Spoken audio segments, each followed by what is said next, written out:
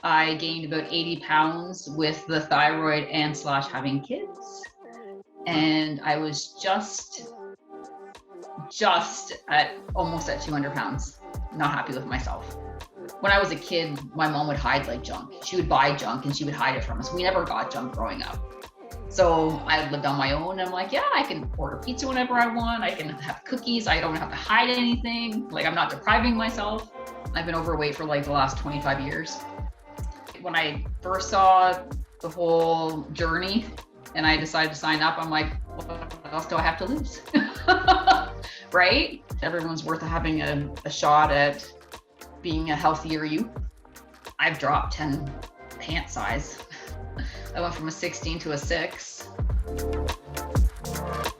I'm a busy mom, full-time worker, both kids playing rep sports and competitive dance. I'm always go, go, go. And I was able to do it and I did it.